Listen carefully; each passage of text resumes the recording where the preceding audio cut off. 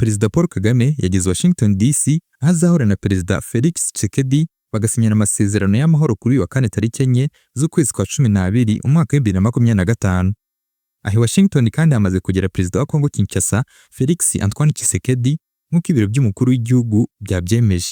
Abandi bakuru b'ibihugu byo mu karere barimo uwa Angola, Joao Lourenço, Evariste Ndayishimiye w'u Burundi nabo bari Washington DC muri Amerika.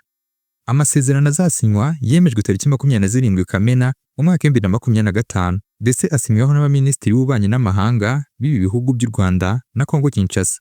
Ni amasezerano yagizwemo uruhare n'igihugu cya Katari na Leta Zunze Ubumwe za Amerika, Afurika Yunze Ubumwe ndetse na Togo.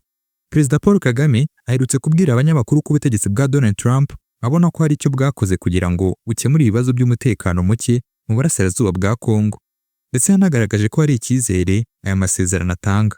Gusa yavuze ko bisaba ko uruhande ruyarimo rushyira mu bikorwa ibyo rwemeye, ashinja Perezida Felix Tshisekedi kwemera ibintu nyuma yo kubisinyira nabishyire mu bikorwa. Muri aya masezerano agomba gusinyirwa i Washington, Kinshasa irasabwa guhangana n'abakoze jenoside bo mu mutwe w'iterabwoba wa FDLR. Nyuma yo guhashya no kohereza FDLR mu Rwanda, Kigali nayo izakora ingamba z'ubwirinzi zashyizweho. RDC, u Rwanda na Amerika bizatangira kubyaza umusaruro amasezerano y'ubukungu azungukira impande zombi mu bucukuzi, gutunganya no gucuruza amabuye y'agaciro.